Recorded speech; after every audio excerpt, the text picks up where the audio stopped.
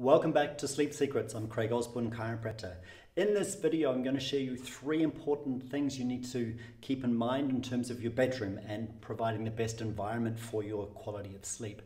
There's a big secret that comes at the end that you may not be thinking about, and I want to share a tip with you in just a couple of minutes. So the most important first tip that you're probably getting wrong is the temperature of your room. Many of us set the temperature, especially in the winter months, in the 20s perhaps, because it's reasonably comfortable, but for sleeping it needs to be between 16 to 20 degrees. If you're in Fahrenheit, you can do the conversion. However, that means that it's usually a bit cooler. For many of you, you'll go, oh, that's really cold. However, the thing is you're going to sleep better when you do that. So 16 to 20 degrees Celsius. Tip number 2, it needs to be dark. Remember in the last video I talked about the circadian rhythm and how the effect of light stimulates production of different chemicals, cortisol and melatonin, and those things are going to help keep you awake. So it's really important that you need to get your bedroom as dark as possible.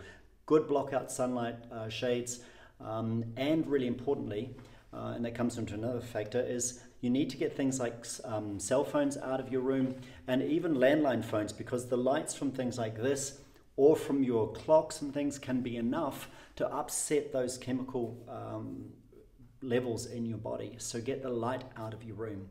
The other thing you need to do is make sure that it's quiet. As much as you can, reduce that outside sound, so ticking clocks. Yeah, there's an argument you want to have your windows open for fresh air, but often that lets in sound. So you need to work with the best kind of options that you have available to you. But the quieter your room, the better it will be for you. The big tip for today is you need to also think about air quality. Now, most of us probably don't think about that so much, and there's different ways you can look at it. There's a whole argument that looks at something called electrosmog, the effect of electro products and things like phones and Wi-Fi in the activity levels of your room. What I'm talking about here more is particles and dust stuff that floats around in your room and you're breathing in.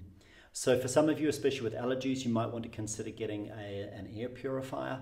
The other thing that we should all consider, and this is a little bit horrible, is that we all lose skin cells during the night.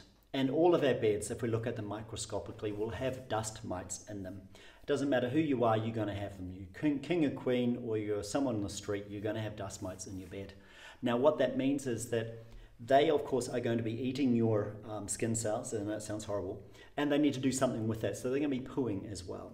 Now all of that accumulates in your beds, it accumulates in your pillows, so I really strongly recommend that you look at getting a proper type of mattress cover and pillow protector that aren't waterproof, because that's going to have problems with your sweat as well. So they need to be breathable, but they also need to prevent the accumulation of dust mites in your bed.